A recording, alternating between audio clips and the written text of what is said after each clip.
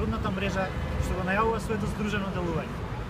Ги повикуваме владите и граѓаните на ЕУ и на други земји, вклучително Македонија, чии политики за миграција се одраз на политиките на Европската унија, да преиспитаат логиката за политиките кои луѓето ги делат на економски мигранти и бегалци.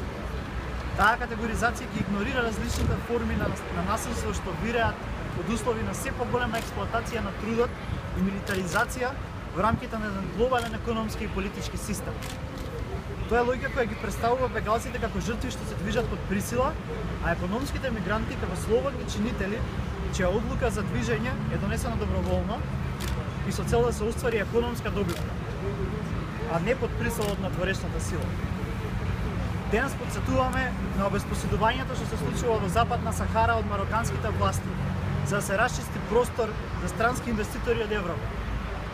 Потсетуваме на повеќе децениското обезпоседување и насилството во окупирана Палестина. Потсетуваме на историјата на италијанското и британското колонијално владење во Еритреја, која се уште обстојува преку нови форми на опресија и државна контрола, фаворизирана со странски трговски сделки со кои се толерира присилна работа во рудници водени од канадски фирми. Потсетуваме на кампањите со беспилотни летала поддржани од САД во Пакистан во 2004 година и во Сомалија од 2007 година, кои убиваат цивили, уништуваат инфраструктура и го направија животот незамислив во овие места.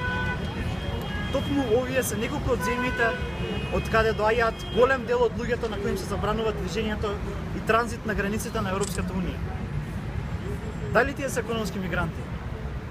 Дали причините за нивната социјална обесправеност не се резултат на политичко-економски одлуки што се носат и во владите на земјите членки на Европската унија?